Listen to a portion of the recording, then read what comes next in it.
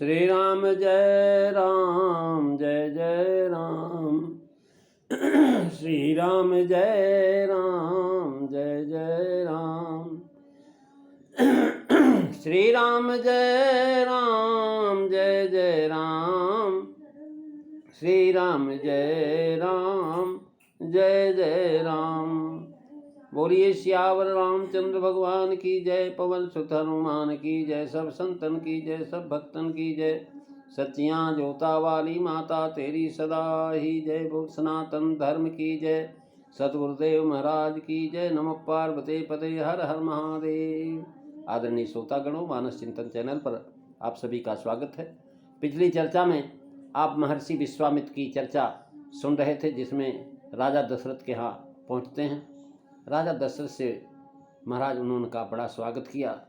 स्वागत करने के उपरांत अपने पुत्रों का दर्शन कराया। राम जी का दर्शन करके मुनि विश्वामित्र अपने शरीर की सुध को भूल गए और बड़ी देर तक दिखाते रहे। महाराज कह रहे हैं कि इस समय स्वयंवर में राजाओं को बुलाने की क्या रीति थी वो भी न जाने। यह मान लेना कि निमंत्रण नहीं गया है गलत।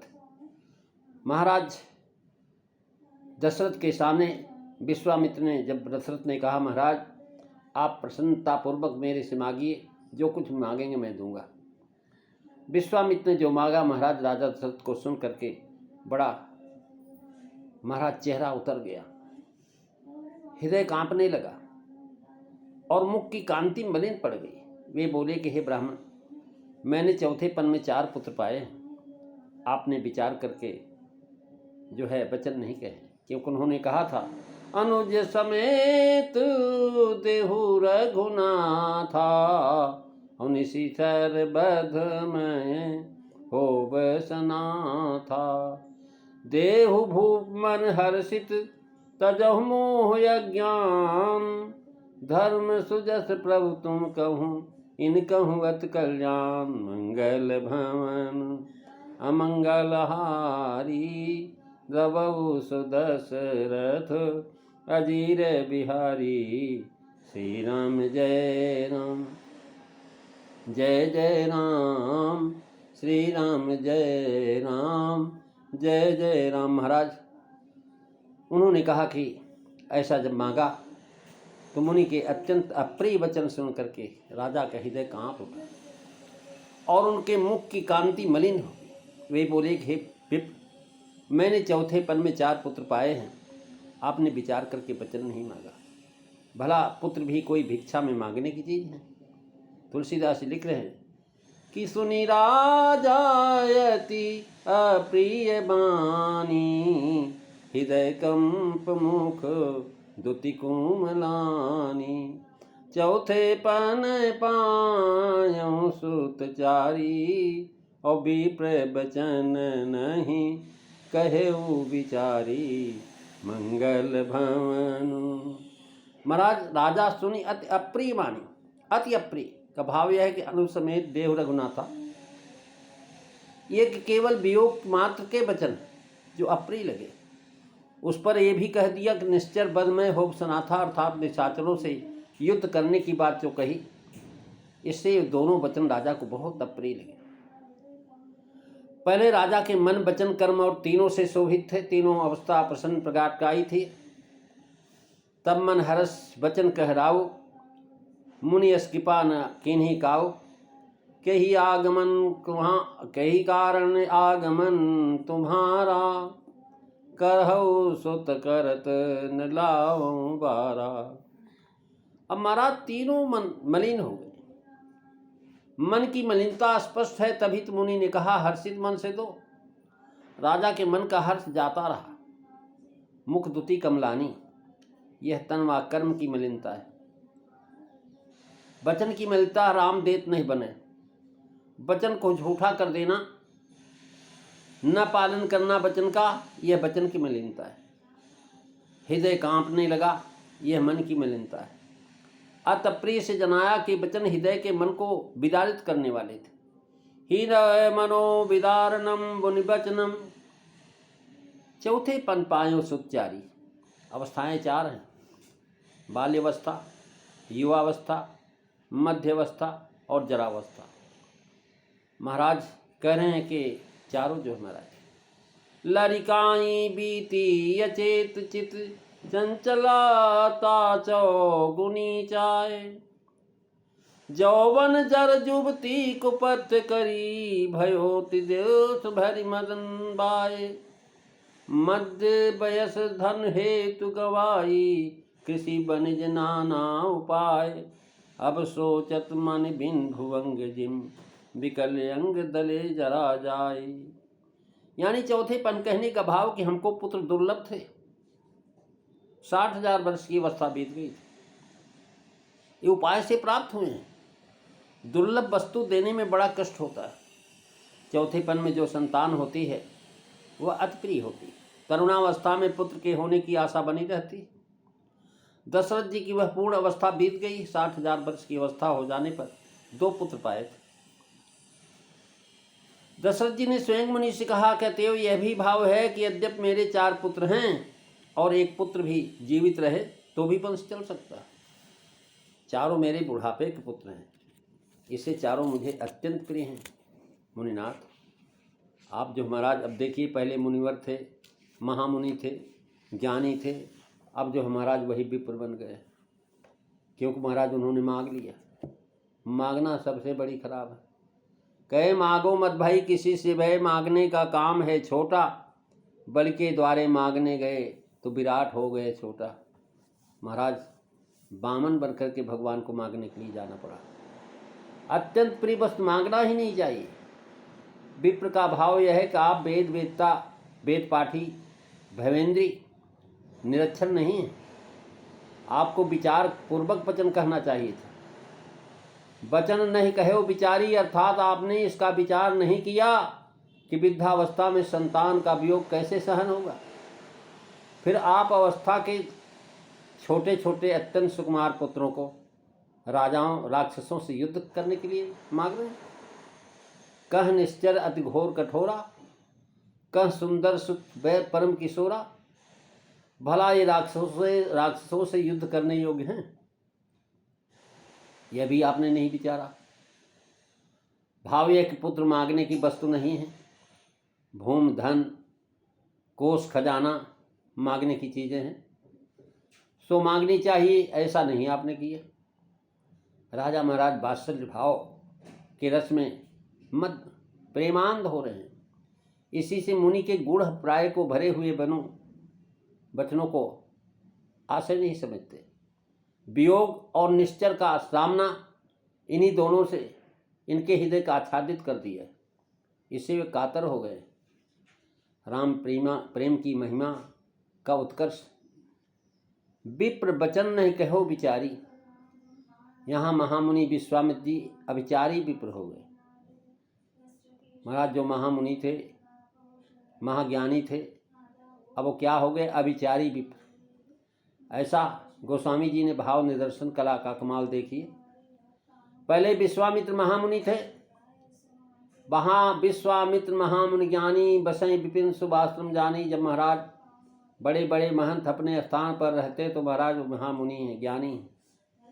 विश्व कल्याण के लिए ही महाराज इनका यज्ञ हो रहा। विश्वामित्र है, क्यों न हो। जब क्षत्रिय राजा के पास जाकर के याचना करने का विचार मन में करने लगे, तब महामुनि ने कवि से उनको मुनिवर कह दिया। महामुनि नहीं रह गए। तब मुनिवर मन में इनकी चारा और याचना करने के लिए राजद्वार पर पहुंचे तो मुनिवर से मुनि कह गए। महाराज मुनि आगमन सुना जब राजा, अब राजा ने विनय करके याचना किया तो विश्वामित्र जी मुनि भी नहीं रह गए, अविचारी ब्राह्मण हो गए। क्षत्रिय राजा के पास जाकर के कुछ याचना करना मुनियों के लिए उचित नहीं है।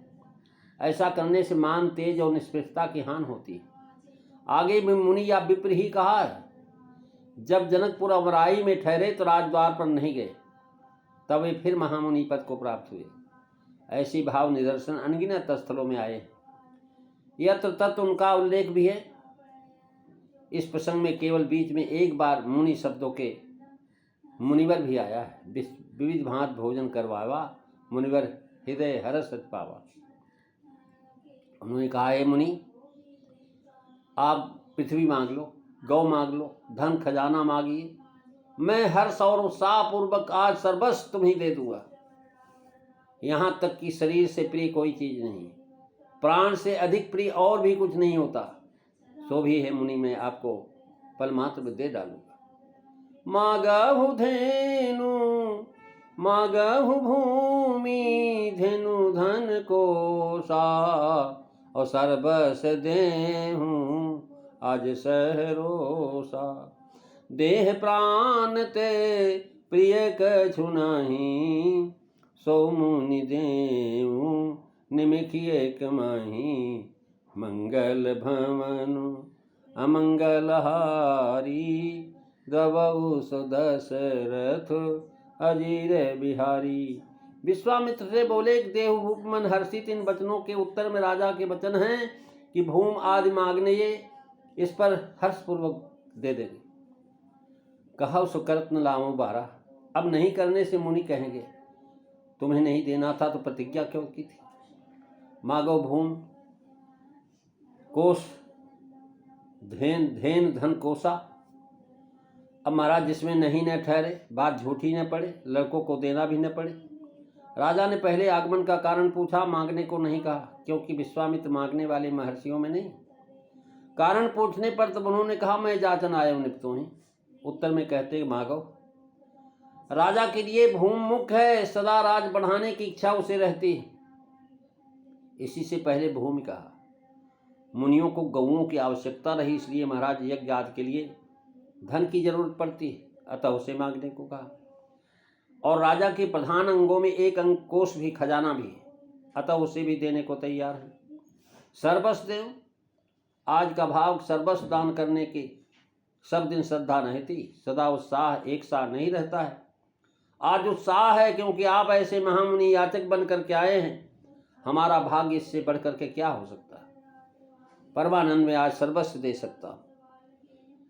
देव सह रोसा, महाराज यही ठीक और संगत।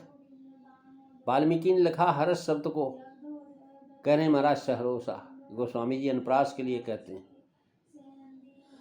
महाराज विरोध लक्षणा से रोष का हर्ष होना चाहिए। प्राकृत में सहरोसा, अरण्यकांड में भी शब्द आया। भगवान ने कहा सुन मुन तो कहो सहरोसा, भजई जे मोहि तजी सकल भरोसा, करौ सदा तिनकी रखवारी। क्योंकि नारद जी पर कदापि क्रोध नहीं है, वे बड़े ही प्रिय हैं। और महाराज यहाँ पर छंद बैठाने के लिए महाराज हर्षा हरोसा पाया जाता है। सूरदास जी, केशवदास जी के ग्रंथों में बहुत ऐसे मिलते हैं। कलिकाल महावीर महाराज महिदेश वाने, यानी जो है इस प्रकार से कहने लगे, क्रोध सहन करके, अपने ऊपर क्रोध करके हठपूर्वक ऐसा अर्थ किया है। महाराज कहते दान में बच्चे थोड़ी दिए जाते हैं, राजा दानी हैं, इसलिए उन्होंने भूमि और धन देने की कहा। सूरवीर हैं, इससे देह और प्राण भी देने को कहा। तात्पर्य कि दानी को धन का ममत्व नहीं रहता, सूरवीर को शरीर का महत्व नहीं था, प्राण का महत्व रहती। यह कहकर कि जहाँ भूमि कोश और सर्वस्व आदि सब पदार्थ प्रिय होते हैं, पर देह और प्राण से प्रिय जो कुछ नहीं होता वो भी हम दे देंगे। यानी देह प्राण देने का यह है कि राक्षसों से युद्ध करने में देह और प्राणों का काम है। सौभाग्य हो तो मैं साथ चल करके राक्षसों से युद्ध करूं, सो दे दूंगा, मांग कर देख लीजिए। देह और प्राण देने में महाराज देव निमिष एक क्षण में दे दूंगा, हर्ष है। प्राण देने में संकोच और विलंब होता है, इसके बदले में महाराज निमिष एक माही कह रहे हैं। वैसे ही राजा रघुनाथ जी के बदले अपने प्राण देने को तैयार हैं। राजा प्राण देने को कहते हैं पर पुत्रों को देने को नहीं कहते, क्योंकि ये सोचते हैं पुत्रों को दे देने से हमारे प्राण चले जाएंगे, राक्षस हमारे पुत्रों को मार डालेंगे, और हमारे प्राण देने से हमारे प्राण ही जाएंगे, हमारे पुत्र तो बचे रह जाएंगे। मुनि ने यह जान करके, मारीच आदि का स्वामी रावण है, राजा ने कहा कि मैं उसके अथवा उसकी सेना के साथ युद्ध करने को समर्थ नहीं हूँ। तब बालकों को उनसे युद्ध करने को आप क्यों कह रहे हैं? उन्होंने कहा राजन तुम युद्ध नहीं कर सकते उनसे। उन्होंने कहा फिर हमारे बच्चों से क्यों कह रहे हैं? इन बालकों को उनसे युद्ध करने क्यों भेज दो? तेन चाहम न शक्नोमि संयोदधु तस्य वा बलई। महाराज भाव की युद्ध में प्राण रहते पीछे नहीं हटूंगा, जीत ना सकूं तो क्या हुआ। महाराज राजा दशरथ ने जब ऐसा कहा कि मेरे सब प्रिय मुझे प्राण की तरह से पुत्र हैं, लेकिन राम को देते तो बिल्कुल नहीं बनता। कहाँ राक्षस कठोर, कहाँ ये सुंदर श्यामल गौर किशोर।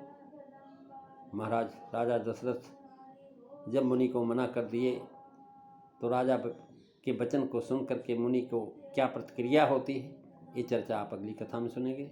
आज बस इतना ही। बोलिए सियावर रामचंद्र भगवान की जय। श्री राम जय राम जय जय राम।